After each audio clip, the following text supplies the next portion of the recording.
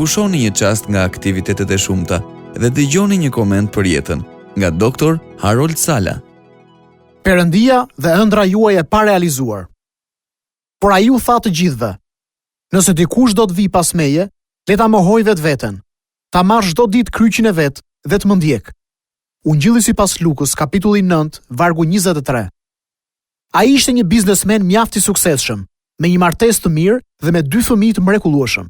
I përfshirë në kishën e tij, ai merrte pjesë në mënyrë aktive në shërbesën e ndarjes së ungjillit. Si një burr me një natyrë të mirë, miqësor dhe që nuk e dinte se çfarë ishte një i huaj, ai ishte aq i Zoti sa mund t'i shiste frigorifere skimesve. Dhe kjo ishte diçka tjetër gjithashtu që e bënte atë të ishte një antar i çmuar i skuadrës në ndarjen e ungjillit me të tjerët. Kur shihte se si Zoti prekte jetën e njerëzve me të cilët ai kishte folur, ai fillonte të mendonte: mbase Perëndia më ka thirrur që ta bëj këtë gjë me kohë plot. Pikërisht atëherë filloi betejë. Si mund ta bëj këtë me kohë plot kur nuk i kam plotësuar ëndrat dhe qëllimet e mia në botën e biznesit? Do të ndihesh ai dështuar në biznes. Kështu që si mund të kem sukses në punën si i krishter? Kjo ishte ajo që ai mendonte. Mbase edhe ju po kaloni një sfidë të ngjashme. Në fakt, shpesh e kam pyetur veten, nëse burrat që lanë rrjetat dhe limanin e tyre të vogël në Galile luftuan me të njëjtën gjë pasi Jezusi ju afrua dhe i tha: "Më ndiqni." Ai vazhdon të thras njerëzit që të lënë rrjetat e tyre dhe të shkojnë drejt pas sigurisë së ecjes me besim. Në më shumë se një rast, Krishti i thirrri njerëzit që kërkuan të qëndronin edhe disa javë, muaj ose vite më shumë.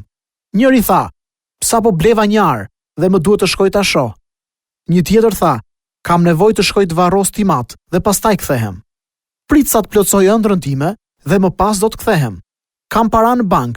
Prit sa të ndihem më mirë me suksesin tim dhe pastaj do ta marr në konsiderat atë që ti ke në mendje."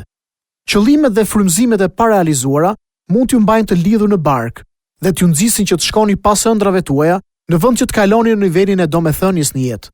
Kur Krishti ju thërret që t'i shërbeni atij, ai nuk vas një kusht paraprak në ftesën e tij, si për shembull, më parë fito miliona lek dhe më pas viu në radhë. Ka gjithmonë punë të papërfunduara. Kjo do të thotë se ju duhet i dorëzoni atij ëndrat dhe të shpresat tuaja të paralizuara.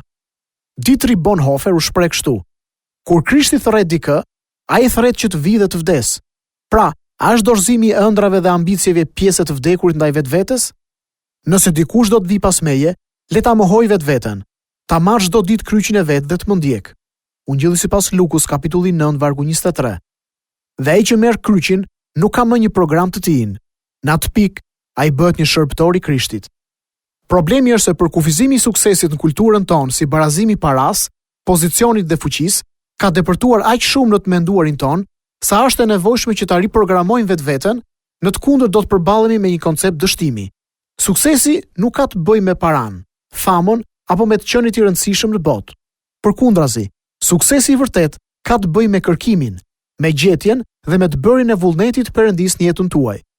Është e vërtet, disa janë kthyer punës së krishterë thjesht sepse kanë dështuar në gjithçka tjetër dhe kanë menduar se do të ishte një mënyrë e lehtë për të fituar të ardhurat dhe ende vazhdojnë të bëjnë gjëra të mira në botë.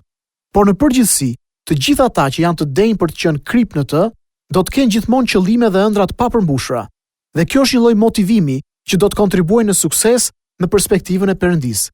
Të luftuarit e mentalitetit kulturës tonë është ajo për të cilën Pali foli kur shkroi këtë tek letra drejtuar romakëve, kur tha: "Dhe mos u konformoni me këtë botë, por transformoni me anë të ripërtëritjes së mendjes suaj, që të provoni cili është i miri, i pëlqyeri dhe i përsosur i vullneti Perëndis." E gjejmë këtë te letra drejtuar romakëve, kapitulli 12, vargu i 2. Beteja në mendjen tuaj është shumë e vërtetë. Mos e harroni këtë.